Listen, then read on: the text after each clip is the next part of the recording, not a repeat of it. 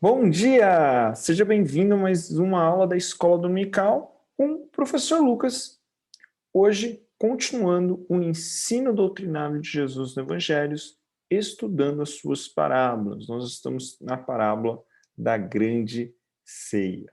Hoje, comigo, professor Lucas, agradecemos a participação do professor Carlos na semana passada. Próxima semana nós teremos o professor Rômulo, então vai ser bem legal essa várias linguagens que você vai estar tendo nessas semanas estudando as parábolas de Jesus. Para quem não sabe, nós da Escola Dominical dos Jovens, da classe dos jovens e dos casais, estamos estudando o discurso de Jesus nos evangelhos. Nós dividimos esse estudo em 3 eixos. O primeiro dos sermãos de Jesus. Nós já estudamos 5 sermãos de Jesus que estão aqui no Evangelho de Mateus. Se você não viu, curte lá na playlist da Escola Dominical da Igreja Metodista Central de Ribeirão Preto. Tem lá a playlist com todos os sermãos. Depois, nós estaremos no segundo eixo, estudando as parábolas de Jesus. Estamos no conjunto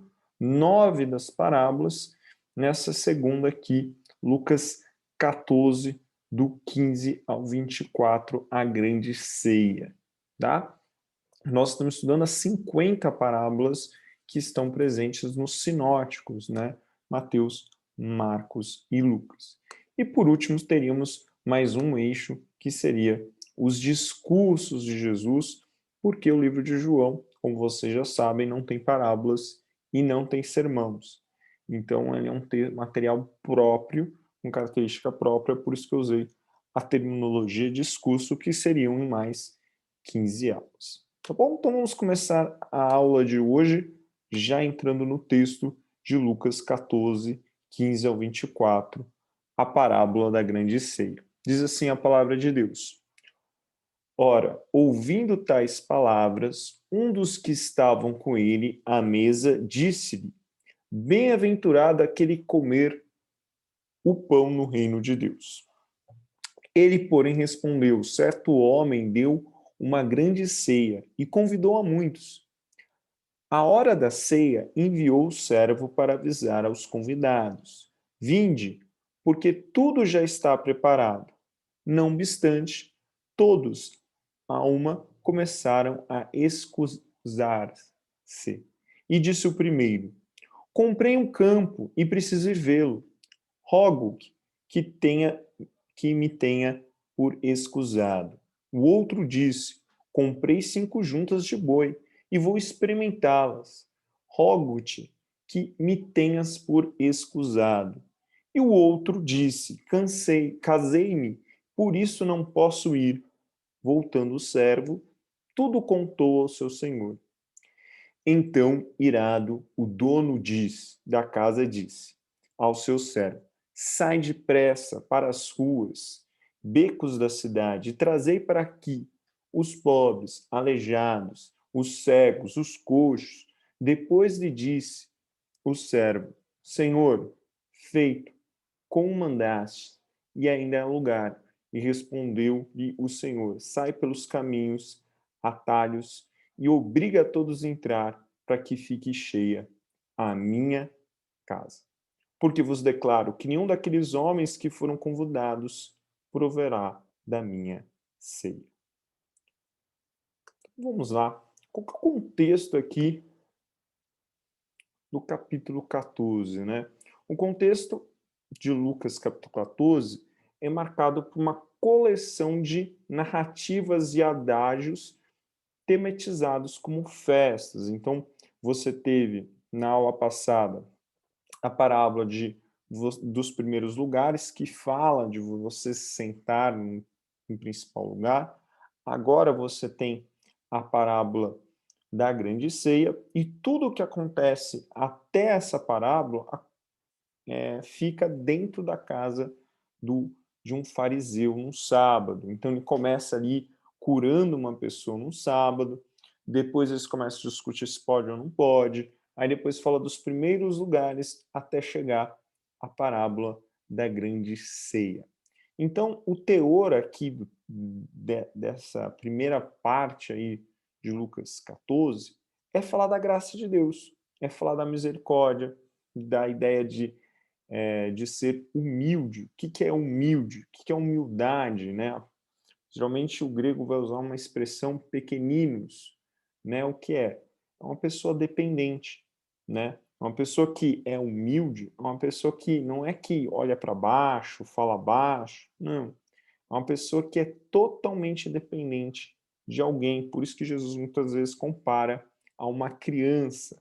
Porque uma criança é totalmente dependente dos seus pais. Ele não está falando da pureza da criança. O judeu não pensa assim. O judeu sabe que ele nasce em pecado. Como diz lá o salmista Davi, que desde o ventre já tinha nascido em pecado.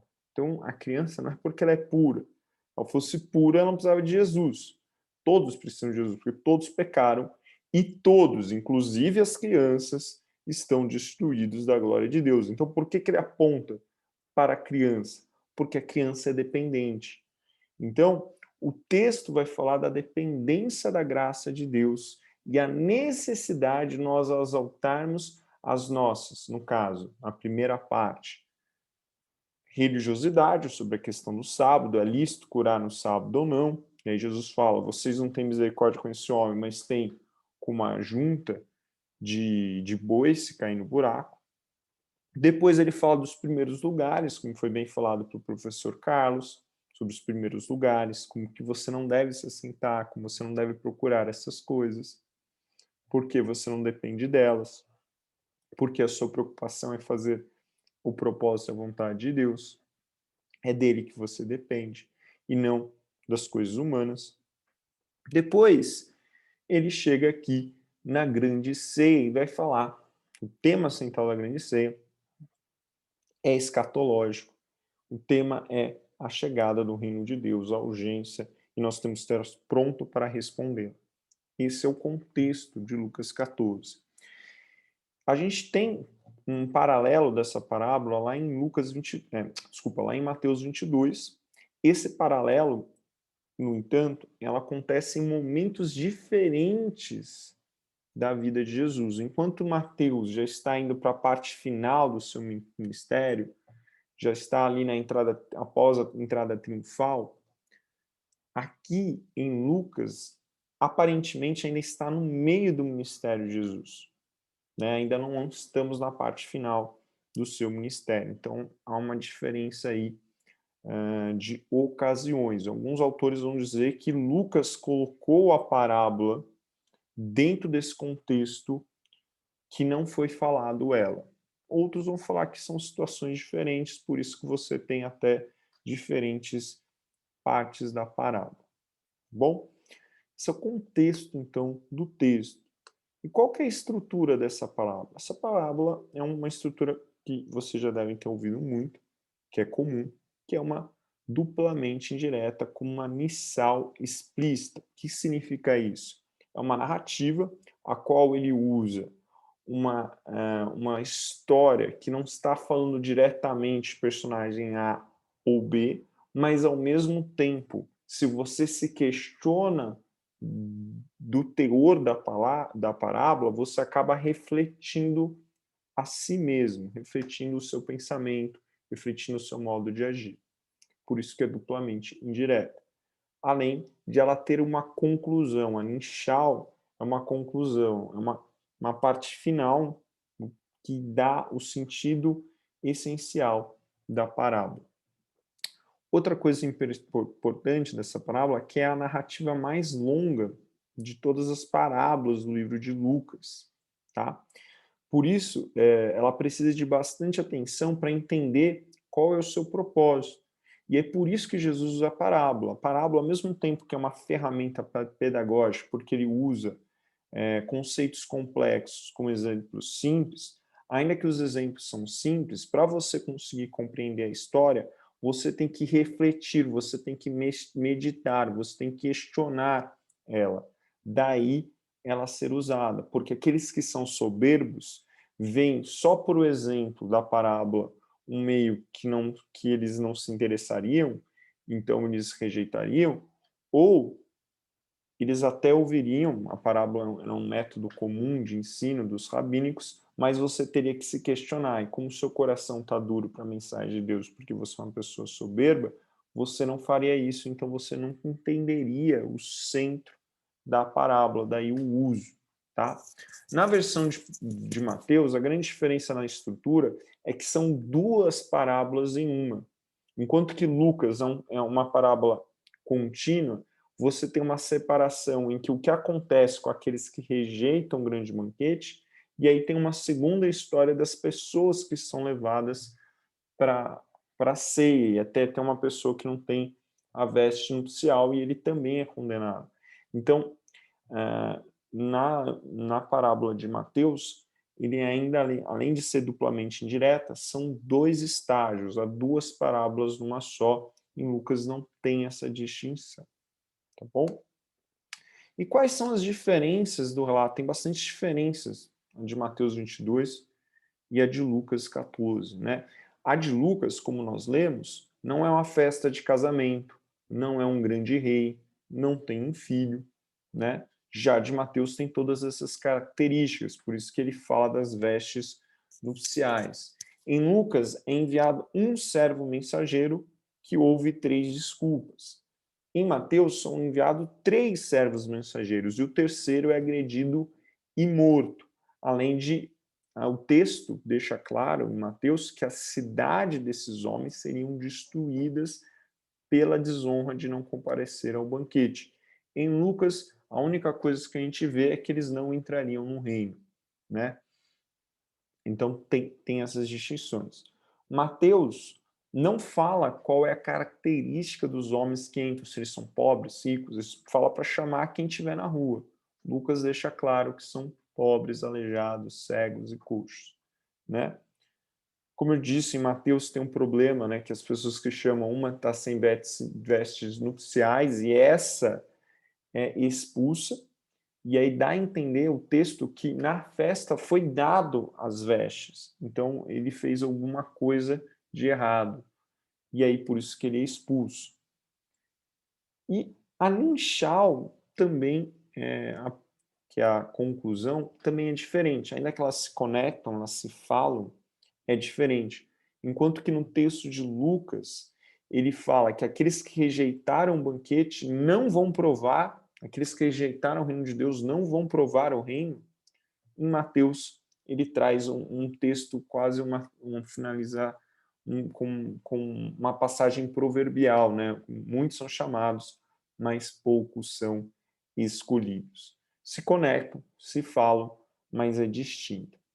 Apesar da diferença dos dois relatos, tanto Mateus 22 como Lucas 14 apresentam a mesma estrutura narrativa, né? Os dois apresentam um convite aberto, seguido por uma exigência. Bom, então, essas são as diferenças. No caso aqui, a gente vai se concentrar no texto de Lucas, tá? Mais para frente, a gente vai voltar nessa parábola e aí a gente vai, mais para frente em outra aula, a gente vai aí focar nos pontos aí principais de Mateus, tá? E qual que é a alusão aí do banquete, né? O banquete, na Antiguidade Oriental, é algo muito importante, de eventos importantes. O nascimento de uma criança, um casamento, algo, uma grande colheita, algo de importante. Então, era algo solene, era algo de muita importância, algo solene, não era comum, tão comum ficar fazendo muitos banquetes, até porque não abundava tanta riqueza assim, tá? Até para os mais ricos. Então, era algo muito importante. Então, você não chegava para a pessoa, ó, o banquete está pronto, pode vir, não. Você mandava primeiro um mensageiro para combinar.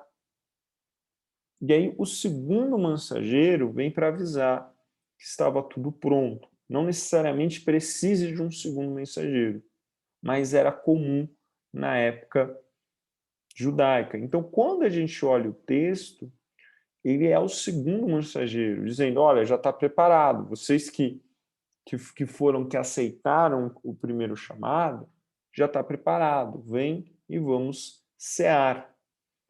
Esse costume duplo, ele ficou tão comum em Israel, que as pessoas de Jerusalém, eles só iam num banquete se tivesse esse duplo chamado. Se não tivesse, eles não compareciam, né? As pessoas que se achavam mais poderosas, mais importantes, porque elas não poderiam esperar as coisas ficarem prontas. Elas tinham. E por que que tinha essa estrutura, Lucas? Porque você tinha, não, né, não tinha uma geladeira com o produto já limpo, pronto para você só pôr na churrasqueira ou no forno e aí pronto. Não, você tinha que abater o animal, limpar o animal e fazer o alimento. Então, um processo demorado. E você tinha que calcular quantas pessoas vinham, né, que animal você ia abater. Então, por exemplo, se fosse 2, 4 pessoas, você abateria 1 ou 2 galinhas. Se fosse até 8 pessoas, você ia abater um pato. Se fosse até 15 pessoas, um cabrito. Se fosse se fosse 25 pessoas, uma ovelha. Agora, se fosse uma festa grande, até 70 pessoas, você ia matar um bezerro. Por isso que quando falar, vou serrar um bezerro, significa que é uma grande festa. Igual você vai lembrar isso na história na parábola do filho pródigo, né? Que ele vai lá e serra um bezerro pela volta do filho, ou seja, ele fez uma grande festa, um grande custo, né? Por isso que o outro irmão fica bravo, né? Não foi uma pequena festa, foi uma grande festa, né? Então, por isso que eles calculavam, né? O alimento tinha que preparar, demorava. Por isso que vinha o segundo mensageiro quando tudo estava pronto. E aí o segundo mensageiro foi e a galera disse: então, eu não vou. Né? E aí isso é uma desonra muito grande. Normalmente, quando você diz que você vai, vira quase uma obrigação, tá? Você não pode não ir. Então, vira um compromisso. Por isso que o texto mostra isso como uma grande desonra, tá? E aí a gente inicia o texto com essa pergunta inicial, né? Então Jesus estava lá na casa do fariseu, já tinha tido a questão da cura, já tinha a questão que Jesus tinha falado sobre sentar aos primeiros lugares, provavelmente antes de eles começarem a cear, eles estavam conversando ali no átrio da casa ou em outra parte da casa, por isso da cura, e aí o alimento estava pronto, eles foram se assentar para comer. Mais ou menos deve ter sido essa sequência. E aí, no meio dessa ceia, por isso que as pessoas começam a sentar e Jesus percebe que eles procuram um primeiro lugar e aí Jesus faz a parábola, eles se assentam e aí uma das pessoas dessa ceia fala algo. A gente não sabe quem foi, não dá para falar que foi um fariseu, não é porque é a casa de um fariseu que só tem fariseu, mas pelo teor, aparentemente parece ser um fariseu. Ele diz o seguinte: bem-aventurado aquele que comer o pão no reino de Deus. Quando ele fala o pão, é uma expressão de refeição, tá? Quando você vai lá, abrir lá em Atos 2, o pessoal gosta lá, 42, e partilhava um pão de casa em casa, aquilo lá é ceia. Estou falando da ceia do Senhor, tá? Então, é uma expressão própria de uma refeição comum. E aí, quando você tem esse teor aí, reino de Deus, ou partilhavam pão em casa, porque tinham tudo em comum, você entende que não é uma simples refeição, é um partilhar de uma aliança com Deus. E aqui é um partilhar escatológico do texto, e que faz uma clara alusão a Salmo 23:5, né, que o Senhor preparar o banquete contra os meus adversários, ou de Isaías. Aparentemente não é um texto de Isaías, porque o texto de Isaías, ainda que trate disso, é um banquete escatológico universal. E normalmente o fariseu não teria essa percepção universal do banquete, seria só para aqueles que eram piedosos, guardavam a lei, que é uma perspectiva intertestamentária do texto de primeiro Enoque, 62, 1 a 16, que era bastante comum nesse período. A gente tem a descoberta desse texto nas cavernas de Qumran, e lá ele fala da vinda do Messias, e do Messias queria expulsar os gentios e governar sobre a terra de Israel novamente, e convidaria para sentar nessa mesa desse governo messiânico quem? Os anciões, os piedosos, os de 1000, os de 100, de 50, de 10, os levitas, ou seja, as pessoas importantes, piedosas. Os gentios, obviamente que não. Os judeus que não guardavam a lei, também não. E até aqueles que tinham problemas no corpo, ou seja, se você tivesse sido ferido na sua carne, se você tivesse sido paralisado, coxo, cego, surdo, pobre, você não entraria. Entende por que Jesus vai usar essa alusão? Porque ele está questionando essa estrutura de pensamento, tá? Que é uma estrutura de predestinação judaica, daqueles que vão reinar, são aqueles piedosos que guardam a lei, que são os verdadeiros filhos de Abraão, tá? Então, o texto começa com essa pergunta inicial. Essa perspectiva de Enoque 62 é a perspectiva do fariseu, mas Jesus dá uma resposta que vai na contramão, que é o objeto central da parábola, né? Que enquanto você tinha uma afirmação de autossatisfação, de que nós, piedosos, separados, filhos de Abraão, nós vamos sentar na mesa de Deus, Jesus, nessa parábola, aponta que não, nem todos vão se assentar. Não basta ser filho de Abraão, ele dá continuidade ao poderoso discurso de João, que o machado está sobre a raiz, né? Então não importa se você é filho de Abraão, você precisa responder à graça de Deus. Você precisa responder o chamado de Deus. Se você não responder, você não aceita. Só que aqui há uma diferença desse discurso de João Batista. Enquanto João Batista apontava frutos de arrependimento, no texto aqui de Lucas, o que dá para entender é que ele não só critica a predestinação, ele não só critica a ideia de uma predestinação, ele não só tem um peso da crise, da urgência do reino, mas ele aponta para você não colocar sua vida mundana acima do reino. Ou seja, suas preocupações diárias acima do propósito do reino, as suas vontades, os seus desejos, ou até a sua percepção religiosa. Então, o ponto aqui, nós temos que receber, ou seja, ninguém está garantido na mesa que você vê na imagem, você tem que responder essa graça, e responder essa graça é crer, e não só crer, mas cumprir o propósito daquele que o chamou, não colocando nada na frente de Deus, não colocando nada que desvie desse propósito. Esse era o foco, esse é o objeto central da parábola. Então, Jesus ele quebra essa perspectiva nacionalista de predestinação e aponta para uma salvação pela graça mediante a fé, e uma fé, né, que, como John Wesley fala, o que seria a fé? Né? Wesley vai falar que até os demônios têm fé. Eles creem e tremem, mas isso não muda eles. Aí ele vai falar da fé de um gentil, ele vai falar da fé transitória, e aí ele vai falar da fé verdadeira. O que é a fé verdadeira? Aquela que produz frutos, mas para produzir frutos, ela tem um propósito, ela entende o seu chamado, ela está ligada no propósito de Deus, ela não está ligada às suas próprias vontades. É esse o objeto da parábola, esse é o ponto principal da parábola. E aí o que a gente tem que entender, né?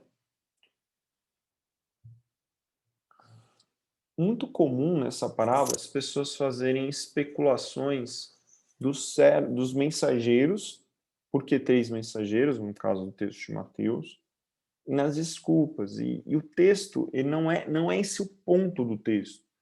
O ponto do texto é: venham porque a mesa está próxima, está pronta, venham. Ou seja, a salvação veio de graça, não veio dos seus atos piedosos, veio da graça de Deus que você deve crer, responder e cumprir o seu propósito.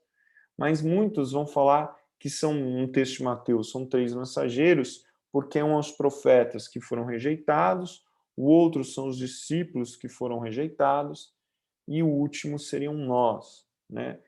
Você pode fazer essa alegoria? Pode. Está errado? Não sei. O texto não mostra. Não é essa a preocupação do texto. Até por isso que Lucas é um servo, é um mensageiro só, com 3 desculpas. Não é esse o ponto central do texto. O texto não traz para a gente esses elementos para que você chegue nessa conclusão. Você pode fazer essa análise, mas não tem elementos que façam você concluir. Por quê? O objeto é o chamado da graça de Deus. É você não colocar essas coisas da sua vida, da sua vontade, acima do reino, para você não perder a sua fé e, consequentemente, não se sentar na mesa do seu Senhor. É isso. É esse o ponto. Esse é o centro. Ele conta uma narrativa, mas essa narrativa não te dá subsídio para você tentar entender, né, dessa forma que alguns tratam aí nas suas pregações. Então, cuidado. Toda vez que você vê uma alegoria, você tem que ter cuidado. Você tem que olhar a luz do objeto central. Qual que é a luz do objeto? Né? Eu estou garantido a sentar na mesa? Não. Primeiro, que não vem pelo seu mérito. É graça de Deus. Mas essa graça você tem que responder.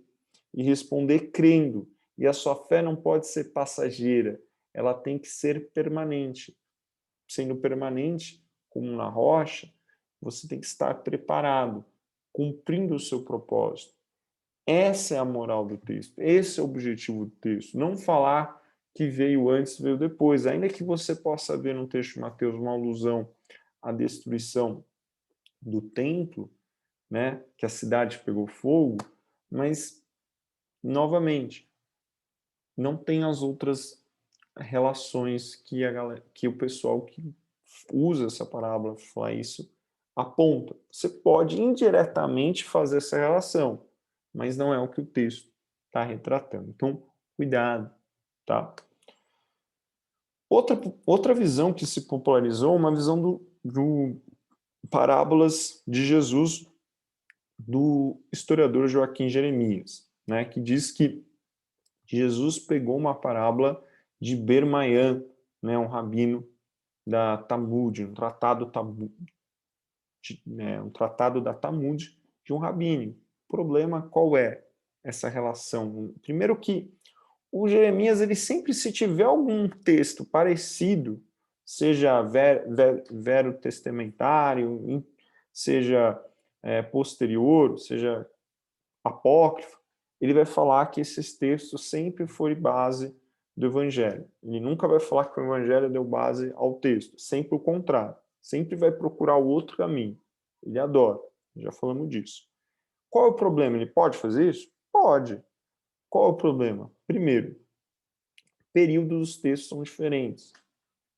Segundo, não tem nenhuma referência do tema da parábola de Jesus com o tema da parábola dita pelo rabino.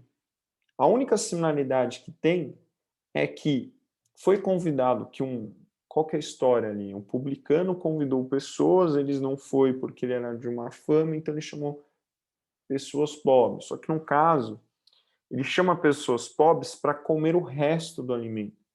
E a moral, o sentido da parábola não é falar da escatologia do reino e da graça. Estou falando de outra coisa. Então, a única similaridade é uma pessoa chamando pessoas para comer e ele foi rejeitado. Houve uma desonra. Só que, no caso, ele foi rejeitado porque ele é um publicano. E no texto de Lucas e Mateus, são pessoas importantes. Então, não há motivo para essa desonra, entre aspas. Tá? E o tema é outro. Então, o Jeremias força aqui na mão, porque eu já falei, ele sempre vai, se tiver algum texto mais ou menos do período que fale algo parecido, ele sempre vai falar que foi o evangelista, Jesus pegou ele como base. Ele adora forçar a mão. E aqui você vê que não conecta, não dá. São temas diferentes, são estruturas narrativas diferentes, não encaixa. Então toma cuidado. Se você um dia for preparar esse sermão, pegar esse livro que é famoso, Joaquim de Jeremias, que é interessante, tem coisas boas, eu uso muitas vezes para preparar minhas aulas, mas eu não uso ele como fonte primordial, porque ele é histórico-crítico. Então sempre olhe os outros textos primeiro, outros autores, como Snodgrass, como Kennedy, entre outros, depois eu vou nele, tá? E aí, qual que é aquilo que é mais importante?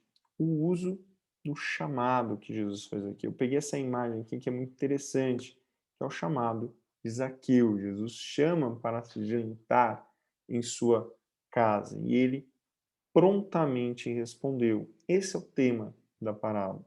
O verbo kalel é usado 12 vezes. Ou seja, o banquete está pronto, venha. E Jesus está brincando com a ideia da predestinação. Nem todos que foram chamados serão escolhidos. Por quê? Porque eles vão rejeitar, como Jerusalém rejeitou. E aqui, nesse texto, não adianta querer colocar predestinação, porque não tem, porque Jesus e Paulo são contra a predestinação. Por isso, se eles fossem a favor da predestinação, só os judeus seriam salvos. Eles são a nação eleita. Entende por que a eleição é um tema dos evangelhos, um tema das cartas paulinas? Porque eles estão criticando a eleição. Eles estão dizendo, olha, não é só a nação eleita que é salva, mas é todo aquele que arrepende e crê. Esse é o tema dos evangelhos. Então, se a predestinação está certa, então só a nação eleita, que é os judeus, que seriam predestinados. E aqui não, aqui mostra a sinergia. É como um chamado para um banquete. Você pode ir, como você não pode ir. Demonstra claramente num texto que é resistível. Eles falaram não. Não, nós não vamos. Por quê? Porque a gente não vai. Então o texto mostra, Jesus mostra, olha, não é porque você é um filho de Abraão que você está certo que vai sentar na mesa do reino de Deus. Não, não, não. Não existe essa coisa. Eu chamei a todos. A mesa está para todos. Aqueles que responderem participarão, como um publicano, ainda que pecador. Respondeu a graça e na história de Zaqueu ele se arrependeu e produziu frutos, né? No texto de Lucas, a única coisa que dá para entender o que seria essa resposta seria deixar de lado as suas preocupações diárias. Wesley, nos seus comentários do Novo Testamento, ele fala quais seriam essas preocupações da vida diária. Seja suas necessidades, né? Muitas vezes você coloca ela para dar uma falsa desculpa, ou, né, que ele chama de falsa necessidade, ou seja, nessa sociedade hoje, a gente tem muitas falsas necessidades, né? Muitas coisas que a gente gasta o nosso tempo que não são necessárias. E a gente fala, eu nunca tenho tempo, eu nunca tenho tempo para aquilo ou para aquilo outro. Na verdade, é que você está colocando necessidades. Será que todas elas são realmente necessárias? Será que essas pseudos necessidades estão tirando aquilo que realmente importa, aquilo que realmente tem valor? A segunda, que era a pessoa que comprou o campo, né? Ele fala, eu comprei o campo, então dá para ir, né? Desculpa, monstro. Segunda resposta, eu comprei uma junta de bois, eu vou testar. Nem tinha isso nessa época de testar a junta de boi, o cara inventa. Por quê? Ele quer fazer a sua própria vontade. Então, ou é uma falsa necessidade, ou muitas vezes é uma vontade, eu não quero mais, eu quero viver a minha vida, eu quero ver do meu jeito, eu quero viver da minha forma. Eu acho que isso é muito retrógrado, muito conservador muitas vezes. Eu não acho que essas coisas são meio absolutas. Eu acho que a gente tem que atualizar a palavra, relativizar aí as nossas necessidades. É isso. Né? O jantar não é um jantar, começa a relativizar. Não é um jantar. Né? Aí vai virar, né? Começa a virar qualquer coisa. Né? Então, por quê? Ou é uma necessidade falsa, e aí você está perdendo o propósito de Deus e não está percebendo, porque você está colocando outras coisas com valor, ou você não quer aceitar, porque a sua vida, sua identidade como pessoa mudou, e aí em vez de você ser mudado pela palavra de Deus, você quer mudar ela, você quer atualizar, você quer dar aquele jeitinho manhoso para se encaixar. É essa falsa vontade aqui. Ah, não, tem uma junta, vou testar, não dá para ir. Por isso que você não vai. E a última é eu casei, não dá mais. Né? A impossibilidade que ele dá. Né? Ou seja, aqui você não quer nem atualizar, você não dá mais. Né? Então, são as coisas diárias que estão tentando, aquilo que na parábola do semeador ele vai falar, que são as riquezas, os desejos, as vontades do mundo, que tomam lugar da palavra. Né? Então, essas necessidades pessoais que Jesus está falando, e aí a resposta de Jesus não está especificamente ao fariseu só. Ainda que ele questione a predestinação, a resposta é para qualquer um. Qualquer um colocar as necessidades pessoais antes do propósito e do reino de Deus. Ainda que, então, que a parábola seja uma resposta à rejeição de Israel, não é específico só para Israel, como eu disse. É para todos nós. Para todos nós. Ninguém está garantido. Ainda que o texto aluda aos pobres, aos coxos, aos enfermos, como uma representação da misericórdia de Deus, da graça de Deus, ou seja, nós não temos mérito para entrar, como aquele fariseu pensava. Novamente, não é só um apontar contra a predestinação ou a perspectiva do fariseu, mas é demonstrar que ninguém está seguro no reino. Nós temos que estar sempre prontos, preparados. E o que é estar sempre prontos e preparados, respondendo à graça de Deus? É lembrar o que realmente importa na nossa vida. É lembrar o que é o centro da nossa vida. Qual é o ponto central do que eu estou vivendo, falando ou pensando? É essa reflexão que a gente tem. E se não for Cristo, que muitas vezes não é, o que a gente precisa fazer? Procurar mais, meditar mais, orar mais, se concentrar mais para isso. Tentar se reorganizar para colocar o Cristo no seu cotidiano.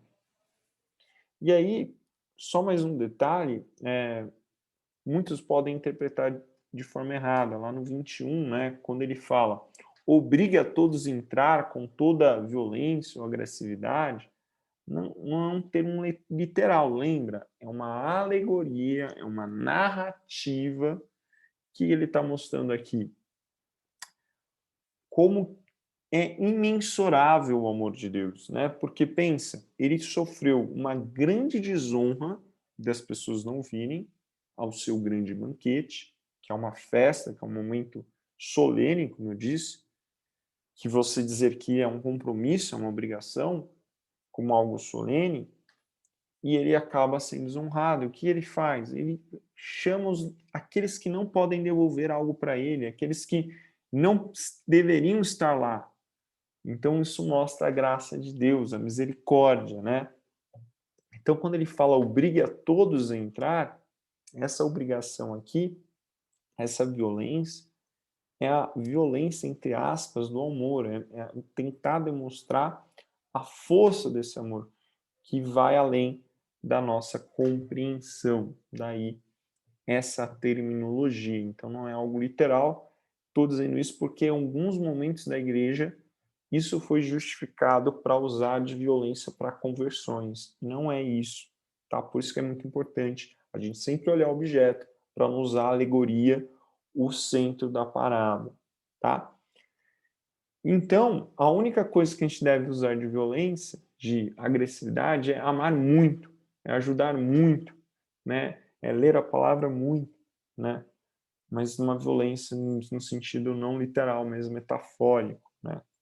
É o que o Wesley também diz. E aí a gente chega na parte final da parábola, a aplicação. Então, a proclamação do reino não é uma afirmação das pessoas. Tampouco o reino representa o nosso ativismo ou os nossos valores, pressupostos, a proclamação do reino é um desafio que nós temos que responder positivamente todos os dias, lembrando o que nós temos gastado tempo, dado valor, o que tem sido o centro da nossa vida. E isso é os elementos fundamentais da vida de um cristão. Por isso que após esse texto, Jesus vai falar sobre o discipulado. E preste atenção que é muito parecido àqueles que falam que querem que Jesus chama, a rejeição. Ah, deixa que eu enterre meu pai. Ah, deixa eu despedir da família, deixa isso. São coisas cotidianas também. Preste atenção que há um paralelo daqueles que Jesus chama para segui-los e eles dão uma desculpa, né? São coisas cotidianas, desculpas que eles dão. Por quê? Porque não estão colocando o centro, o reino de Deus. Esse paralelo é proposital do escritor do Evangelho para mostrar que o reino de Deus urge, é urgente e que nós temos que estar prontos, nós temos que estar lembrando o que realmente importa, qual é o centro, tá? Daí a gente entender quem nós somos, né? A Bíblia diz que aquilo que está no nosso coração é o nosso tesouro, ou a boca fala do que o coração está cheio. A gente tem que saber qual é a nossa identidade, né? Se nossa identidade não é mais o reino de Deus, nossa identidade é as coisas deste mundo, é séries, é futebol, etc, etc. Não que essas coisas não podem fazer parte, mas elas nos levam a ser o centro. É o trabalho, é o workaholic, né, que está em moda hoje. Não, nós perdemos nossa identidade em Cristo. Então a gente tem que sempre refletir isso. Nada pode ser um obstáculo, um impedimento para o reino. Outra ênfase da parábola é o senso da urgência. Muitas vezes a igreja perdeu esse senso da urgência, de crise. Nós temos que estar pronto e temos que estar anunciando, como aqueles servos, as pessoas do reino. Então nós temos que estar prontos e alertando as pessoas. E o último elemento é a alegria, né? Olha que coisa grandiosa. Ele disse: eu preparei o banquete para vocês. Você entende essa coisa grandiosa? Eu e você não merecíamos. Eu e você valemos menos que o pó. E ainda assim, o seu amor superou os nossos erros que foram, que são e que serão. O seu amor superou as nossas falhas, consumiu os nossos erros. E ainda assim, nós vamos poder assentar à mesa do nosso Deus que é santo. Percebe quão grandioso e maravilhoso seria essa situação, você poder assentar na mesa do seu Senhor? Algo grandioso. E muitas vezes nós esquecemos dessa alegria, nós esquecemos dessa graça, dessa misericórdia.